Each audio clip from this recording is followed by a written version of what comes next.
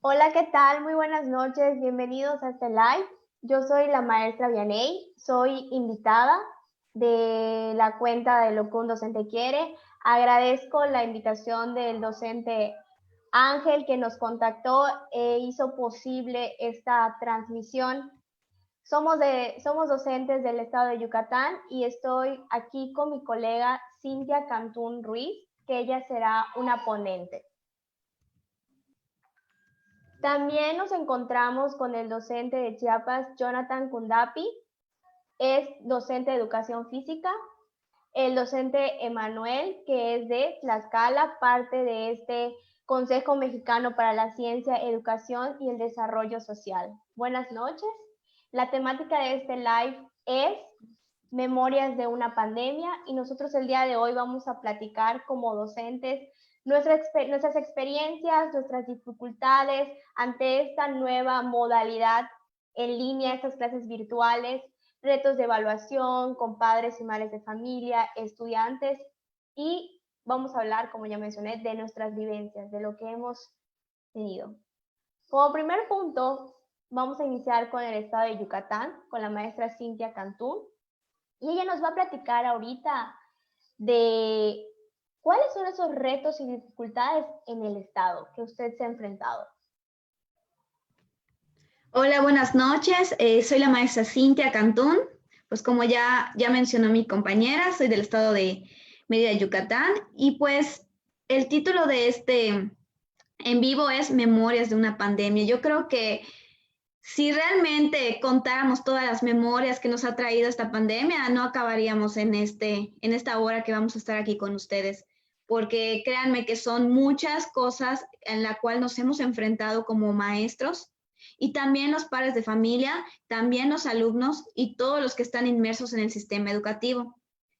Yo creo que hablar de la pandemia es verla desde el punto de vista que vino a cambiar nuestras vidas. Yo creo que también al hablar de la pandemia hay demasiadas emociones que se ponen en juego sobre todo como maestro, ¿no? Esa incertidumbre de cómo vamos a dar las clases, esa frustración de que no nos podemos comunicar con todos nuestros alumnos.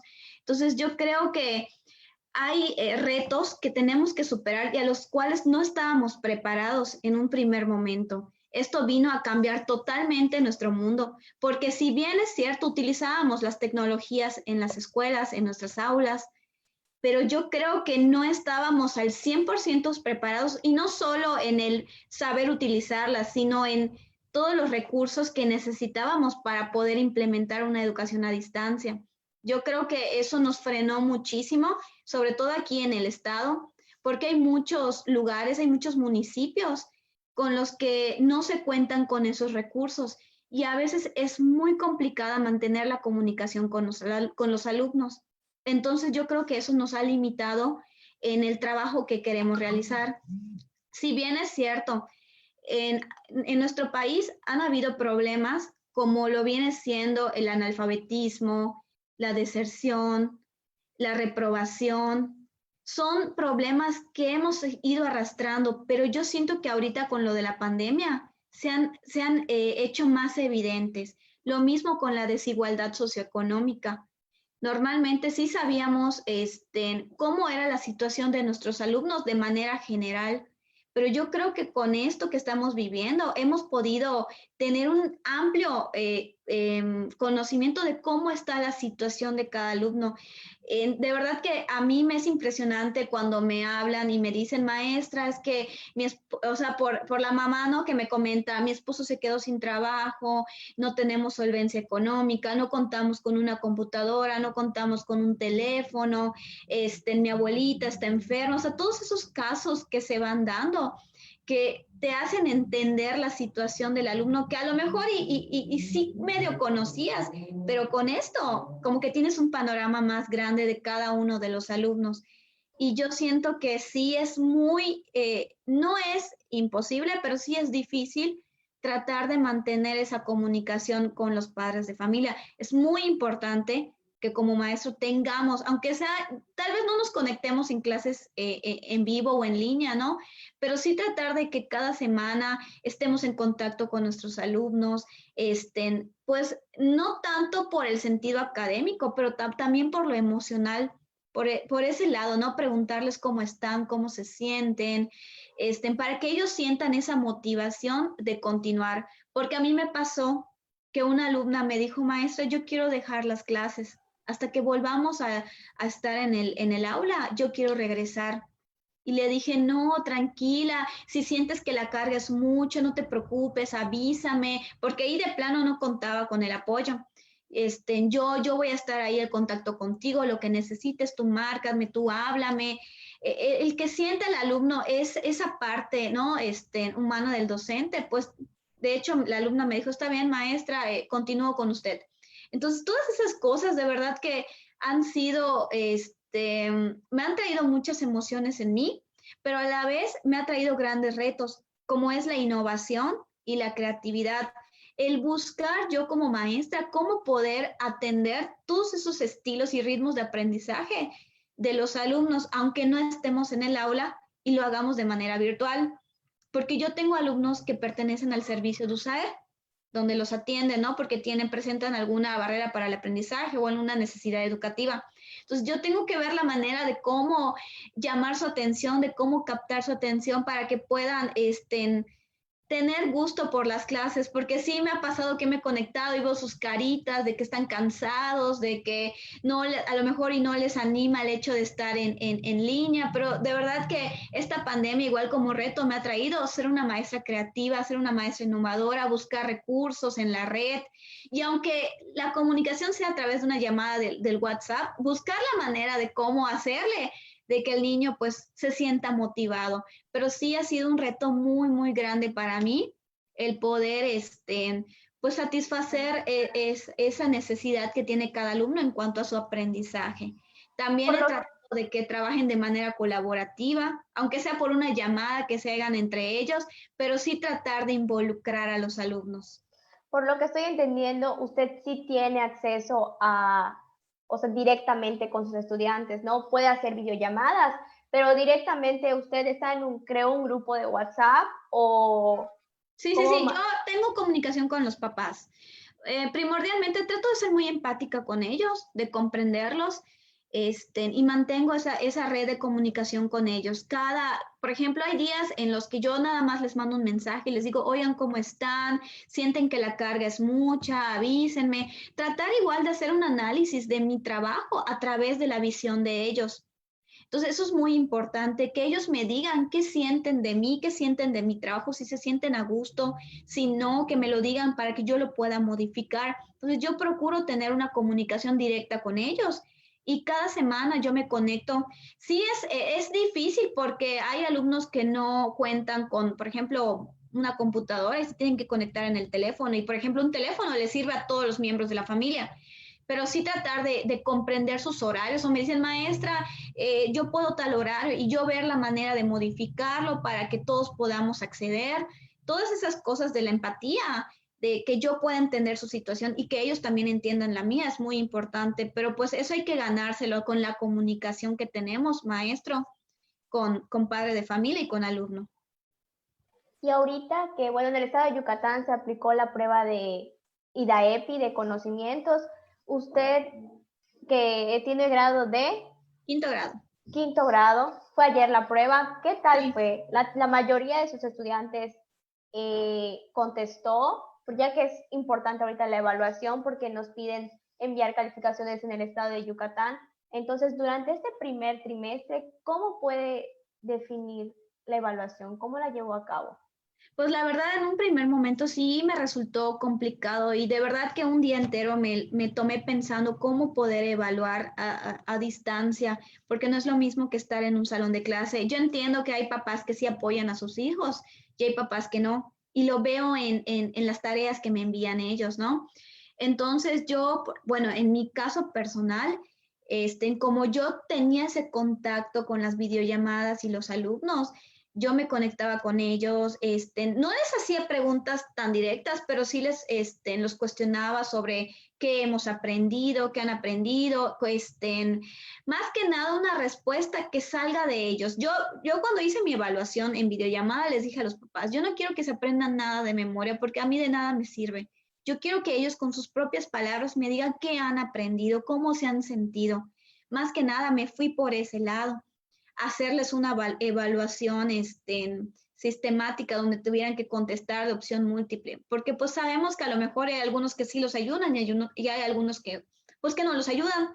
Entonces yo me fui más por ese lado de preguntarles qué aprendieron, de qué les sirvió todo lo que hemos visto en este primer trimestre. De esa manera los fui evaluando en las participaciones en las videollamadas, les hacía preguntas.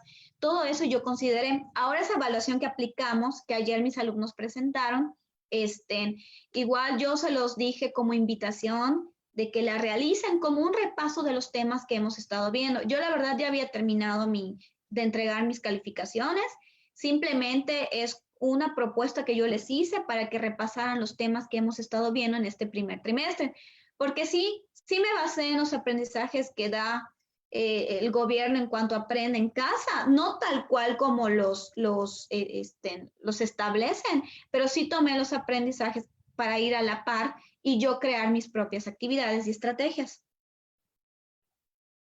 Está increíble y por lo que entiendo, usted está en un contexto urbano, porque bueno, yo tengo comunidad rural, entonces es un poco más complicado, ¿no? Pues muchas gracias por compartirnos su experiencia, cómo se está llevando aquí en el estado de Yucatán, las vivencias. Agradecemos su participación por el momento. Continuaremos con el estado de Chiapas, el docente Jonathan Kundapi, que él es cofundador de la página Educare Blog. Démosle la bienvenida. ¿Qué tal, maestra Vianney? Maestros, buenas noches.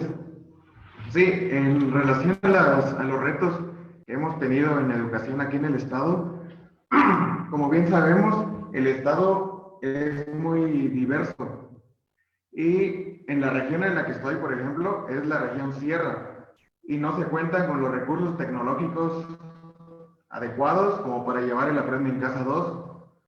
Desde mi experiencia en el nivel de preescolar, ya por sí está un poco, ¿cómo le podremos llamar? Un poquito menospreciado en el área de preescolar, porque muchos papás aún piensan que es un nivel en donde los niños únicamente llegan a entretenerse y que no van a aprender muchas cosas.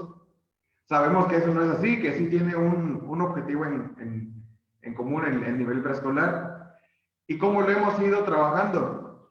En el jardín en donde laboro, no se cuenta con la tecnología. Los papás, de 35 papás que tenemos, únicamente 3 cuentan con teléfono celular, pero sin conexión a internet, porque los recursos económicos son muy limitados.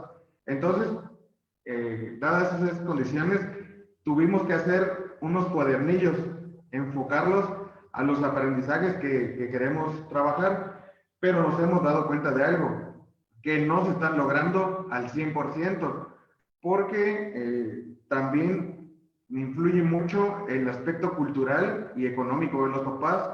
Hay niños que viven únicamente con la mamá o únicamente con el papá, entonces los papás salen a trabajar todo el día, sus cargas de trabajo son muy extensas y no tienen la posibilidad de apoyar a sus hijos en las actividades, por muy sencillas que sean, pero en este nivel sí se necesita la colaboración al 100% del papá. Entonces hemos ido modificando, iniciamos con 6, 7 actividades a la semana de todo de maestra de grupo y educación física, pero tuvimos que ir recortando para que ellos tuvieran la oportunidad de realizarlas de la forma más adecuada posible. Considero que los objetivos no se van a lograr este ciclo escolar, porque por sí es muy complejo lograrlo cuando estamos de forma presencial y que tenemos la oportunidad de retroalimentar los aprendizajes, pero actualmente no. Para llegar a la comunidad en la que estoy, llegamos cada lunes a entregar cuadernillo, recogemos uno, entregamos uno y explicamos las actividades, pero el tiempo que se nos da para aclarar algunas dudas o los comentarios es muy limitado por la cantidad de papás y para evitar las aglomeraciones se complica mucho este proceso, maestro. Claro, y sobre todo que no hay los recursos tecnológicos, y a veces es complicado porque si están en preescolar, ellos necesitan una retroalimentación, ¿no? Y no es lo mismo que un niño de primaria que, maestra, tengo duda, o lo resuelve por sí solo, o se pone a investigar, ¿no? Más que no están con los medios. Y ahorita en evaluación, ¿cómo lo llevaron ustedes? Que es preescolar, es un poco más complejo, ¿no? Porque todavía están consolidando están en ese proceso de consolidación de lectura y escritura. Sí, así es. En preescolar lo que se hace no es dar una calificación como se hace en otros niveles, sino que se evalúa a partir de una evaluación cualitativa. Tenemos que poner qué aprendizajes, de acuerdo a los aprendizajes clave, han logrado los alumnos y únicamente tenemos que ponerlo de manera muy general. Si hablo sobre el formato que maneja Secretaría de Educación, pues únicamente nos da 2 renglones por aprendizajes aprendido del niño. Entonces es muy limitado. Y lo que hacemos es entregar esa evaluación, pero al papá por aparte se le manda las características que hemos visto que los alumnos van logrando, que como les decía, no es a partir de un número, sino a partir de una descripción de lo que el alumno logra. Hace un momento la maestra Cintia mencionaba el aspecto socioemocional y en preescolar básicamente es lo que más se tiene que trabajar. Se tiene que trabajar esa parte de la convivencia entre el papá y el hijo y cómo el niño se va a desenvolver en su contexto. Y eso es lo que le estamos poniendo más importancia, a enseñarle formas, figuras, letras, números. Le estamos poniendo más importancia a la convivencia social y a la inteligencia emocional. Nos estamos enfocando mucho en eso. Claro, y hay un tema, ahorita que ya hablamos de evaluación, de este retroceso que va a haber en educación un poco dadas las circunstancias y sobre todo que estamos en pandemia. Hay una circular que está rondando tanto en el estado en el estado de Yucatán y en Chiapas, no sé si ha llegado esa información, que los que están en semáforo verde, pues ya van a iniciar las clases presenciales. Aquí todavía no estamos en semáforo verde, estamos en naranja, pero nos llegó un documento de secretaría donde decía que voluntariamente íbamos a regresar a clase. Entonces, ustedes nos pueden mencionar cómo están manejando el estado de Chiapas. Sí, en el estado de Chiapas, hace una semana aproximadamente, se emitió una guía para el regreso seguro a clases y que marca 11 pasos que debemos de tomar en cuenta. Desde formar un comité de salud escolar, en donde van a entrar padres de familia y se van a llevar a cabo 3 filtros en la casa, en la entrada de la escuela y dentro del salón para ingresar al salón.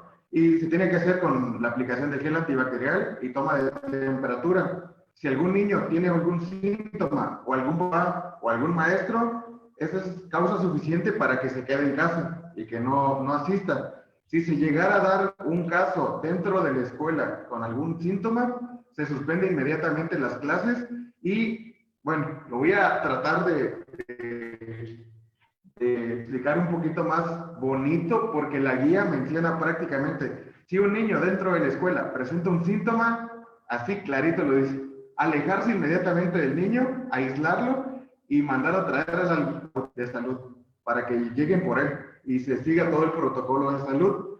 Y en relación a lo de el regreso voluntario, lo que se está manejando acá en Chiapas es que se firme una carta compromiso de papás, de maestros, pues de alumnos no podríamos porque son menores de edad, en donde se exime de responsabilidades a la Secretaría de Educación de las consecuencias que puedan surgir, pero eso va a tener que ser a partir de una encuesta, que los papás estén de acuerdo y los papás que quieran dar a sus hijos a la escuela lo pueden hacer siempre y cuando firmen esa carta responsiva, que hasta el momento no nos han dicho cómo es o qué trae esa carta responsiva, pero lo único que dice que sí, tenemos que firmar la carta responsiva y que será de manera voluntaria, las escuelas y los papás que quieran regresar a clases.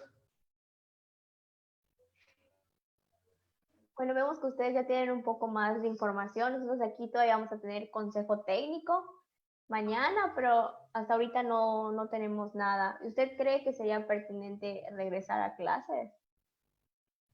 Es una pregunta muy interesante porque de hecho en la página que tenemos el domingo hicimos una entrevista a maestros de aquí de Chiapas, fueron de preescolar, de primaria y de secundaria, y de manera muy personal coincido con ellos. El regreso a clases presenciales aún no debe ser, porque mencionaban algunos de ellos, es preferible cuidar la salud del papá, del docente y del mismo alumno, porque las condiciones no van a ser las adecuadas. Por lo menos acá en Chiapas hay escuelas que no cuentan ni siquiera con salones, que los maestros trabajan en casas o trabajan en galeras y nos menciona que van a llegar a sanitizar a cada semana, Secretaría de Educación, pues nosotros lo vemos muy utópico, porque ni siquiera se proporcionan los materiales indispensables para las aulas para que vayan a llegar a sanitizar, está muy fuera de la realidad. Además de eso, como sabemos también, los maestros no son de los municipios en donde están sus escuelas. Puede haber un maestro, voy a mencionar municipios, Palenque, que colinda con Tabasco, puede haber un maestro que vive ahí, pero que trabaja en la sierra, que es la frontera con Guatemala. Entonces tiene que trasladarse en carro alrededor de 20 horas. Entonces es un tramo muy largo y que en el traslado pues va a tener muchos contactos con el pasaje, con las personas. Entonces se va a hacer una ola de contactos muy grande, una red de contactos muy grande. Y como comentaban, tanto docentes, alumnos y padres de familia, tenemos contacto con personas de la tercera edad y ahí es el grupo de riesgo. También mencionaban un caso o el caso que está pasando en España, que regresaron a clases presenciales y el índice de aumento en casos de COVID se elevó, pero exponencialmente en la primera semana. Así es. Hay muchas cosas por considerar y tomar en cuenta ante este regreso a clases. Pues muchas gracias, maestro Jonathan, por su memoria, por contarnos sus vivencias de lo que se vive en el estado de Chiapas, cómo lo están llevando, cómo están evaluando, y ya conocemos otro contexto, ¿no? Porque nosotros somos de primaria y ahorita ustedes están hablando de preescolar, de qué manera, qué retos, dificultades están enfrentando durante clases de manera virtual. Muchas gracias por su Y quiero participación. comentar algo en lo último que mencionó el maestro. En cuanto al regreso a clases, porque aquí, por ejemplo, en el estado, están criticando mucho de por qué ya abrieron parques, por qué ya abrieron plazas, por ejemplo, aquí el Centenario ya lo abrieron, y yo me pongo a pensar, ¿no? ¿Y por qué y unos preguntan por qué las escuelas no las han abierto? Pero a pesar de que yo sé que es responsabilidad del papá si lo quiere llevar al cine, al parque, al Centenario, pero el niño está con el papá. En cambio, en el salón de clases no tenemos un niño, no tenemos dos, no tenemos tres, tenemos 30, tenemos 35, tenemos 40. Y ya vieron que los salones, bueno, en el caso de Yucatán, yo trabajé también en un municipio y la verdad los salones están chiquititos. A veces cuando éramos 30, 40, teníamos que ver cómo nos acomodábamos. Entonces es muy difícil controlar a 40 niños que tú como padre de familia que lo vas a llevar al cine, lo vas a llevar al Centenario, pues estás controlando a tus propios hijos. Entonces ahí viene la balanza, ¿no? De por qué sí abrieron el parque o el cine, por qué no abren las escuelas, pero es totalmente distinto. Entonces sí, hay que considerar ese punto. Muchas gracias, excelente aportación. Así es, no tenemos uno, tenemos 30 y las instalaciones son muy reducidas, la verdad. Entonces, otro punto a considerar. Gracias, maestra Cintia. Bueno, ahora vamos a darle la palabra al maestro Emanuel, docente de Tlaxcala y parte de este Consejo Mexicano. Muy buenas noches. Gracias, buenas noches. Pues buenas noches a todos los que nos están viendo, maestras, maestro. Buenas noches. Pues muchas coincidencias, de hecho, respecto a los retos, a las dificultades que estamos presentando como docentes. Una de las dificultades que yo puedo enmarcar es que, aparte de enseñarle a los niños, les tenemos que enseñar a algunos papás. Como lo decía el docente, bueno, el maestro Jonathan, decía, depende mucho de la cultura, depende mucho del contexto en el que nos estamos encontrando, pero también implica el trabajo que tienen los padres de familia, porque hay niños que son o eran sobresalientes, pero por tener que quedarse en casa y los papás pues tienen que salir a trabajar de alguna u otra manera, no tienen ese seguimiento que a lo mejor tenían en la escuela por parte del docente. Entonces, niños, bueno, yo lo he observado, niños que tenían pues un desempeño sobresaliente o dentro del estándar, están bajando calificaciones.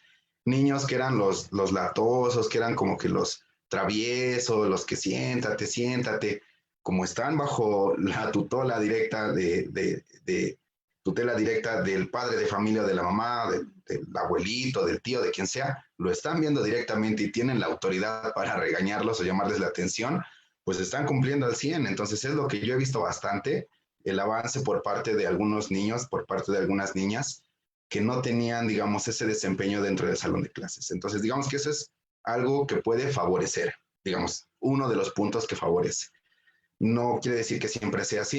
En el caso personal, yo no me puedo conectar ni siquiera una vez a la semana porque en el contexto en el que yo trabajo, pues los padres de familia no tienen el recurso para conectarse. De 35 alumnos que tengo, a lo mejor 2 tienen computadora, no tienen internet.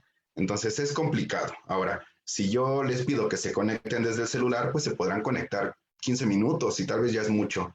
Entonces yo lo que he optado es por mandar cápsulas. O sea, me grabo, literalmente me grabo con el celular o en la computadora, pequeñas cápsulas de 5 a 10 minutos y se las mando a través de WhatsApp acabo de crear un grupo en el Face para que lo puedan observar sin necesidad de estar consumiendo tantos datos. Entonces, al final de cuentas, yo creo que también el reto no nada más es para el docente en nuestro caso, sino también es para el padre de familia, porque hay quienes no saben leer, hay quienes no saben escribir, hay quienes no se saben las operaciones básicas, entonces hay quienes no saben ni siquiera utilizar el celular para que no sea llamar o escribir. Entonces, no se enfrentan ante el reto de entender cómo funciona la tecnología o estas nuevas competencias digitales. Nos enfrentamos al reto de saber, de tener que enseñarles también a los padres de familia. Nos enfrentamos también al reto de la conectividad. No sé, digamos, cómo funcione en otros estados o en otras locaciones, pero Tlaxcala, que bueno, es pequeño, en muchos lugares se conectan tantas personas a la misma hora que a veces se satura el internet. O sea, a pesar de que tú tengas un internet de 20 megas, de 30 megas, pero se pone lento, o sea, se satura. Llega un momento en donde se traba el internet o no puedes mandar información, no puedes mandar documentos, no te puedes conectar. Entonces es complicado. Además de que estamos pues también atados de manos de no tener como que muchas empresas en las cuales como que contratar un internet que llegue a diferentes áreas, ¿no? Principalmente las rurales. Entonces, siento que esa es una de las principales problemáticas en cuanto a las dificultades de la evaluación, que ahorita, bueno, acabamos de transitar este proceso de evaluación. Creo que nos enfrentamos también a que no podemos hacer una evaluación cualitativa. Bueno, hablo de mi caso, no podemos hacer una evaluación cualitativa porque yo, de manera personal, pues observaba a los niños que les tenían un ritmo de aprendizaje pues un poquito más lento. Entonces yo valoraba el esfuerzo que ellos o ellas impregnaban y lo tomaba en cuenta para calificar o para evaluar. O sea, yo sabía que les costaba, pero valoraba el esfuerzo. Ahora no lo veo, o sea, simplemente recibo trabajos y los califico y tengo que emitir una calificación respecto a lo que tengo, pero no puedo ver el esfuerzo que están impregnando. O sea, yo sé que el esfuerzo es por parte del niño, pero muchas veces te mandan trabajos que tienen la letra del padre o te mandan las operaciones resueltas con lujo de detalle cuando tú conoces a los niños, cuando a lo mejor ya conoces a tus alumnos, ¿no?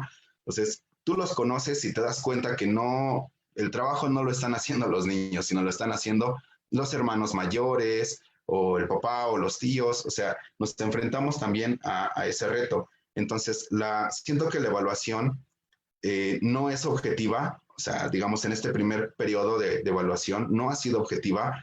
Creo que nos hemos basado con lo que tenemos, con lo que está al alcance, pero pues muchas veces no es suficiente las fotos, o sea, porque literalmente no hay una manera en la que tú puedas controlar o monitorear las actividades que hacen los niños. En mi caso, por ejemplo, les digo, mándenme un audio en donde me lean una lectura. Y sí me mandan el audio, pero muchas veces me pongo audífonos para escuchar el audio y escucho las voces de los papás que les van soplando la lectura, ¿no? Para que su lectura se escuche más rápida, ¿no? Y dices, o sea, yo quiero que me lea el niño, o sea, así se tarde 10 minutos realizando una lectura, pero que me lea el niño. Entonces, ¿Tienes segundo grado o tengo un cuarto grado cuarto? de primaria. Entonces, digamos que esa es una de las problemáticas que he observado respecto a que no puede ser objetiva la evaluación. Entonces, no hay una coevaluación. En mi caso también, pues, ¿qué pasas a los niños a exponer? ¿Qué pasas a los niños a participar en algo, a hablar en algo?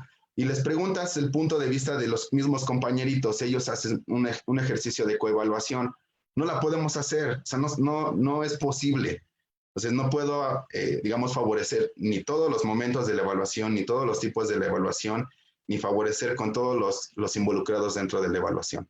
Entonces, literalmente, pues te atas de manos a lo que te da el papá o la mamá, te atas de manos a las evidencias que te están arrojando. Entonces, considero que es una de las problemáticas que hemos tenido, además del estrés que se impregna en padres de familia, en los mismos niños, porque así sean pocas actividades, pero el niño se estresa. O sea, somos socialmente activos, aprendemos en comunidad. Entonces, el hecho de estar encerrado muchas veces, desgraciadamente, lo cierto es que hay familias quienes nada más viven en 1 o 2 cuartos y pasar todo el tiempo ahí y estudiar ahí y ver televisión ahí y comer ahí, pues es estresante. Entonces, es estresante para ellos, para los papás, para nosotros los docentes es estresante. No sé si supongo que han visto los videos que se han circulado en las redes, en donde los mismos docentes, teniendo todas las condiciones, se estresan. Entonces, tengo la oportunidad de trabajar en otro nivel educativo y sucede justamente lo del video. O sea, no te responden. Preguntas, chicos, ¿alguna duda, algún comentario, algo que quieran manifestar? No, ni siquiera te dicen todo bien. O sea, literalmente te dejan en visto. Entonces, es frustrante también para el docente el que no te contesten, el que tú les solicitas de favor que activen su cámara para que tengamos ese ejercicio de comunicación, recordando que estamos en el 2020, ya casi 2021, en donde llevamos, entre comillas, 20 años con competencias digitales, y que no activen su cámara, ¿no? Que es algo que está en cualquier celular, pues casi todos los celulares ya tienen, ¿no? Que no activen un audio para tener ese ejercicio de interacción. Entonces siento que todos esos elementos hacen compleja, no difícil, sino compleja la forma de estudio que tenemos en la actualidad, y compleja porque implica muchos elementos. Entonces, es complicado desde mi punto de vista, no es imposible, pero sí considero que, pues, que es un esfuerzo enorme por parte de toda la sociedad, no nada más por parte del docente, sino de los maestros que tenemos familia, por ejemplo, que tenemos que apoyar en casa con los hijos, que se tienen que conectar, que tenemos que dar clases o a veces conectarnos y buscar la manera de si tienes quien te cuida a tus hijos, pues qué padre, ¿no? Y si no, pues y ahí te ves dando clase y pues con tus niños ahí diciéndote, oye papá, oye mamá, hazme caso, ¿no? O sea, estás todo el día conectado, pero a mí no me haces caso, escúchame, pero con los ojos también, ¿no? O sea, veme. Entonces nos encontramos frente a retos de una sociedad. Entonces, no podemos desprenderlos la problemática de la escuela con la problemática que vive la sociedad. Entonces, hay una estrecha relación y pues desgraciadamente aquí influye mucho el cómo un maestro pues domina su propio temperamento, su carácter, su estado emocional. O sea, ¿qué es lo que hace un maestro, un padre de familia y un alumno para expulsar ese estrés? Entonces creo que es algo elemental el buscar una estrategia, o sea, somos docentes, hay que buscar una estrategia para expulsar ese estrés que de pronto pues cargamos en todos lados. Pero bueno, ese es mi punto de vista. Claro, y como docentes, sí es estresante. Bueno, yo que tengo un grupo de WhatsApp, a veces siento que ya colapso porque desde las 8 de la mañana te están enviando mensajes, estás recibiendo llamadas, sábados y domingos recibo llamadas, o sea, o entre semana me llegan mensajes a las 10 de la noche donde están enviando tareas.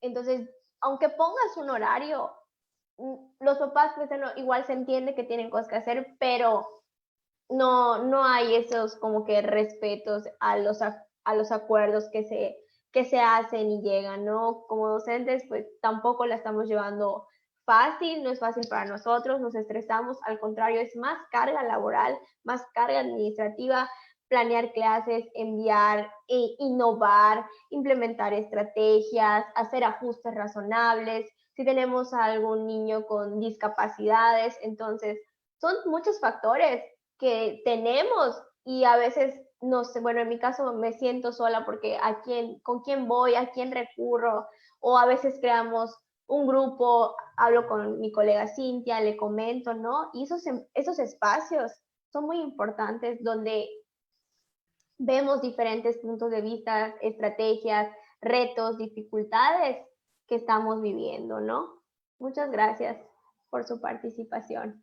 Gracias. Muy bien. ¿Alguien quisiera comentar algo de los que estamos aquí presentes? Sí, lo que decía el maestro Manuel es muy importante, ¿no? O el hecho de tomar también en cuenta la estabilidad emocional de los docentes, porque muchos nos preocupamos por cómo está el alumno y cómo está el papá, pero muy pocas veces se ve la carga emocional que tiene un docente y eso es complejo. Es complejo, ¿por qué? Porque como lo decía la maestra Vianey hace un momento, los papás en ocasiones no respetan esos acuerdos que se tienen y están todos los días, aunque uno les mande las indicaciones lo más precisas posibles, eh, se vuelven a preguntar y no leen la parte de arriba, ¿no? En los grupos de WhatsApp suele suceder eso. Entonces el maestro está tan estresado por esa situación y además, por ejemplo, no sé, en el estado de Tlaxcala y en el estado de Yucatán, pero acá en Chiapas la carga administrativa se fue al doble. Ahora piden más reportes de cosas que el año pasado, el ciclo anterior pasado, no las solicitaban. No sé si también con ustedes les esté pasando esa situación, pero sí se llena de mucha carga administrativa y aparte la carga que se debe tener con los mismos alumnos y los maestros que también son papás, también tienen que cargar, ¿no? Con una responsabilidad que también les corresponde, pero que es acumulativa en todo el día. Bueno, por ejemplo, en mi caso, yo creo que igual depende mucho del liderazgo que lleve el director, porque, bueno, en la escuela donde estoy trabajando, realmente no siento que hay una carga administrativa, porque el director es la persona que realmente nos entiende y nos comprende como maestro. Yo no puedo hablar de una situación de que tengo hijos, porque pues la verdad no los tengo, pero sí a los maestros que tienen una familia, realmente la directora los entiende, los comprende, no les carga más de lo que debería hacer, pero yo digo que depende mucho, ¿no? De esa gestión, de ese liderazgo que lleve la persona que está a cargo de las escuelas, porque bueno, usted así se siente y no sé cómo se siente el maestro Emanuel o la maestra Vianey, pero en mi caso sí siento que la figura del director nos ha apoyado muchísimo para que no nos sintamos estresados y con demasiada carga administrativa. Entonces, igual depende, o sea, son muchos factores, el contexto en que nos encontremos, pues va a depender de la situación de cada maestro también. Igual otro punto, así como mencionan lo del estrés del maestro, a veces me pasa, ¿no? De que, pues como estoy en casa, me preguntan, oye, pero es que no estás haciendo nada, ¿no? Como maestra. Y yo realmente sí estoy haciendo, de verdad, grabar una clase, porque yo también he grabado clases de 2, 3 minutos, todo lo que, el trasfondo de esa clase. De verdad deben ver mi galería de celular. ¿Cuántas veces no repito ese video? Porque empiezo a hablar y que pasa el panadero y que empieza a ladrar el perro o pasa, no sé, algún familiar. Entonces, volver a repetir y todo eso nos lleva tiempo, pero la gente por fuera no lo ve así. Piensan que no estamos haciendo nada y realmente siento que estamos haciendo más de cuando estábamos en el aula, porque tenemos que estar pendiente de cada uno de nuestros alumnos de manera individual. Entonces sí hay que considerar y revalorizar ese papel del maestro, pero no solo la sociedad, también nosotros hay que creérnoslo como maestro, porque sí, a veces con todo lo que nos dicen, pues como que nos sentimos mal, pero no nos debemos sentir mal, al contrario, debemos sentirnos bien porque lo que estamos haciendo es para beneficio de los alumnos y de los papás también. Bien, yo quiero comentar algo respecto a lo que dice la maestra Cintia. Totalmente de acuerdo. Bueno, 2 puntos. El primero, sí es cierto, influye bastante el liderazgo que tenga tu director. Bueno, en mi caso es director.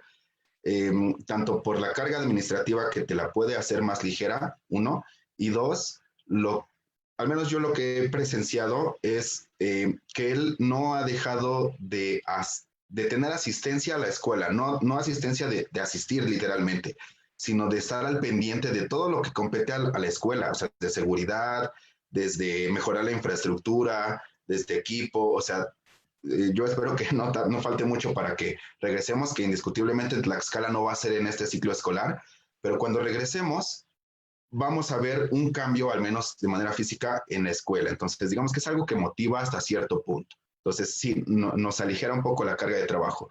Respecto a lo del estrés que comenta Cintia, creo que también es importante mencionar cómo el docente se echa la misma soga al cuello. Quiero hablar, digamos, por mí mismo. Al principio empecé a cargar de trabajo a los niños. O sea, decir, a ver, 3 actividades o 3 asignaturas al día tienen que trabajar y me van a entregar esto y esto y esto y esto.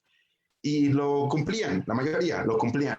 El problema era cuando me tenía que poner a calificar yo, porque realmente me pasaba mucho tiempo calificando, porque literalmente era de estar descargando las imágenes, de organizarlas en carpetas, de asignarles una calificación, de elaborar un instrumento de evaluación, todo eso. Luego dije, no, mejor voy a grabar las clases, así como dice Cintia.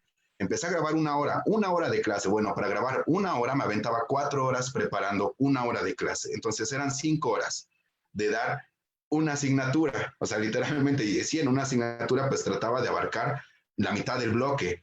Y nuevamente a quien trataba de enseñar era a los papás para que le dijeran a los niños, mira, así lo vas a hacer, mira, así sucedió tal hecho, así se asimila tal contenido, pero no, sucedía que les ponían literalmente el video y checa lo que dice tu maestro, y ya los dejaban literalmente, pues, fueran autodidactas cuando pues van en 4º grado de primaria. Entonces sí coincido totalmente, es un poco frustrante ese sentido y complicado dar clases en línea. Doy clase en un nivel superior en una licenciatura y literalmente en clases presenciales, pues hacemos un ejercicio de lectura, te dan su punto de vista. Lo cierto es que a veces puedes tener un tiempo de bye, o sea, tú como docente de pronto ya diste una clase, los pones a hacer una actividad, te sientas y estás observando, o te levantas, vas monitoreando cómo van, qué es lo que hacen, pero en una clase en línea no, porque no te puedes quedar sentado viéndolos cómo leen, o sea, literalmente tú tienes que estar hablando todo el tiempo, entonces, literal, yo me siento, ha habido veces, digamos, en ese nivel, que doy en diferentes grupos hasta 8 horas seguidas, entonces, literal, me siento con mi limón, mi té, así bien caliente, con la miel, del otro lado con miel así a cucharadas, con las halls y con pastillas para la garganta, porque literalmente te cansa y eso es, digamos, lo que no ven pues ni los alumnos, ni los padres de familia, solamente un maestro va a entender el mismo estrés que vive justamente otro maestro. O sea, siento que no va a haber alguien más que entienda el estrés. Todas las asignaturas en todos los rubros laborales, siento que hay estrés, en todos. Pero solamente entre maestros creo que podemos entender cuál es el nivel de estrés que pueda vivir uno, independientemente del nivel en el que estemos trabajando. Bueno, ese es mi aporte. Así es, yo creo que en los tres estados vivimos igual manera estresados y no es como, ay, me estoy quejando, ¿no? Sino es una manera de expresarnos, de que vean nuestro trabajo, lo que estamos haciendo. No estoy en casa nada más, sino estoy trabajando virtualmente para sus hijos e hijas, ¿no? Y quiero cerrar con una pregunta que nos hace el público. ¿De qué medidas se pueden emplear para mejorar la comunicación con los padres de familia en esta modalidad a distancia? En mi caso, en la página que tenemos, yo hice unos flyers donde decía de maneras de comunicarnos, pasos para comunicarnos, porque a veces hay alguna queja, una inconformidad y se van directo con el director. No es que sea como que jerarquía, ¿no? Pero hay que respetar como que ese el nivel, podría decirle, donde que haya esa comunicación primero entre docente y padre de familia, externar cuál es el problema, ¿no? No necesariamente problema, situación que esté dando, ¿no? Ya después de que, si no se puede solucionar, ahora sí pasamos con el director, ¿no? Ya el grupo de tres, ¿no? Hay que ser empáticos y trabajar en equipo durante esta modalidad en línea, ¿no? Y también tenemos otra pregunta. ¿De qué manera mantener la motivación de los alumnos y papás para continuar con las actividades y evitar la monotonía, el ser tedioso y aburrimiento respecto a la modalidad de educación a distancia? Por ejemplo, yo en mi caso, yo que puedo tener una comunicación porque la situación en la que estoy es a lo mejor distinto a la del maestro Jonathan, a la del maestro Manuel, que yo sí puedo tener, aunque sea una conectividad con ellos una vez a la semana. Yo procuro, por ejemplo, cada vez que nos conectamos, al final ya de la clase les pregunto, ¿qué les gustaría que hiciéramos la siguiente sesión? ¿O qué actividades les gustaría que realicemos? Entonces trato de como que mantener ese interés en el alumno preguntándoles qué les interesa. Por ejemplo, hace 2 semanas realizamos un experimento y yo sé que los experimentos se daban en las escuelas, en las aulas, pero el hecho de hacer un experimento a distancia, créanme que les emocionó muchísimo. Pero yo, porque puedo conectarme con ellos. Entonces trato de que las clases no sean de que, ay, vamos a leer un tema y vamos a contestar preguntas. Trato de buscar nuevas alternativas, nuevas estrategias, o poner algún video, comentar de ello, o poner a leer a los alumnos y que entre ellos se vayan dando sus puntos de vista. O sea, trato de que mis conexiones en línea no sean las mismas cada semana. Entonces, esa es mi manera de innovar con ellos. Bien, pues yo lo que he utilizado es hacer uso de Prezi. Por ejemplo, o sea, cuando doy una clase, como no puedo, pues digamos, tener mucho material acá, o sea, literalmente no tengo mucho material, o estarlo elaborando, entonces se me hace más práctico elaborarlo de manera digital. Entonces, esas cápsulas, pequeñas cápsulas que hago, las trato de hacer lo más interactivas posibles. Algunas sí me tengo que grabar, o sea, si voy a enseñar el procedimiento para una suma, resta, multiplicación o división de fracciones, pues tengo que poner literalmente mi pizarrón y grabarme.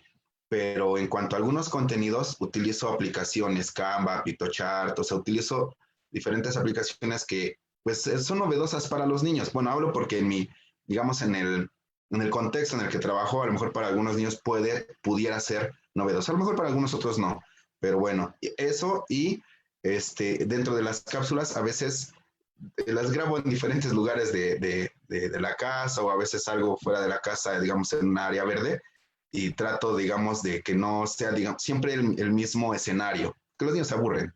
Entonces, digamos que trato de buscar otro escenario y otra cosa, mi director nos facilitó una carpeta de stickers para que cuando te manden los trabajos, les contestes con stickers. Y son agradables los stickers porque todos son, digamos, referentes a la educación, ¿no? De excelente trabajo, o muy bien, papá, estás apoyando bastante a tu niño, o así, stickers de ese tipo, y se me hizo pues un buen detalle. Entonces creo que también buscamos motivar a los papás. Sí, en nuestro caso, lo que usamos en los cuadernillos es poner, además de las actividades meramente cognitivas, también poner algún juego, algún crucigrama, alguna sopa de letras, que como el niño de preescolar no la puede contestar solo, es para que conviva con los papás. Entonces eso hace que sea un poco más ameno el que el papá también apoye, o algún juego de mesa que les podemos pedir que realicen con sus hijos y que también eso va a generar un aprendizaje. No únicamente es diversión, sino que genera mucho aprendizaje también ese tipo de actividades. Claro, así es, ser un poco más dinámicos. Entiendo que hay contenidos, no es necesario el resumen, la lectura, pero también, si son 5 días de la semana, al menos dedicarles 2, donde sean actividades recreativas, como experimentos, como dijo el maestro Manuel, cápsulas, juegos de mesa. Es muy importante para evitar esa monotonía en nuestras clases virtuales. Bueno, pues muchísimas gracias por este espacio a CIEDES, por invitarnos y muchas gracias por su tiempo al maestro Jonathan de Chiapas, que es fundador de la página Educare Blog, a la maestra Cintia, mi colega, también que está conmigo en la página Lo que un docente quiere, y al maestro Manuel, que es parte de este proyecto, ¿no? Que nos invitaron para dar a este live con la temática de Memorias de una pandemia. Muchísimas gracias por estar aquí, al público que nos está viendo, por sus preguntas, y esperamos que haya sido de su agrado y hayamos compartido algunas estrategias que a ustedes les pueda servir en esta modalidad en línea, no en estas clases virtuales. Quiero decirles que ambos tenemos proyectos muy padres, que vamos a estar compartiendo estrategias. Creamos un grupo precisamente para eso, para aportarnos, para mostrar nuestras estrategias y platicar, ¿no? Abrir esos espacios de reflexión que son muy importantes en estos momentos. Muchísimas gracias. Muchas gracias a todos. Buenas noches. Gracias. Buenas noches, muchas gracias a Buenas noches a todos. todos. Ujú.